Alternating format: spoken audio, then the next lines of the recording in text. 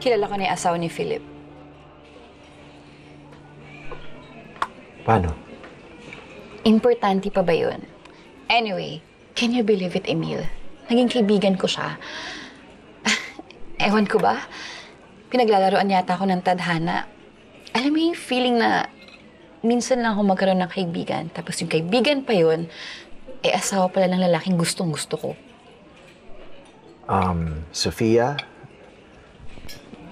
kung may binabala ka masama, huwag mo na ituloy. Maayos na nagsasama yung dalawa. Magkaibigan talaga kayo ni Philip. Bakit ba pinag-iisipan niyo ako ng masama pareho? Hindi ba yun ang totoo? Na may binabala ka masama? Sofia, huwag mo na ituloy. Mabait na tao si Claire.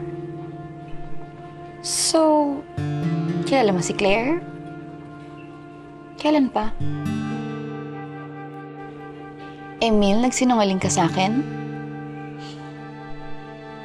So, mas kinakampihan mo na yung Claire na yan kaysa sa akin? Sofia, hindi ganun.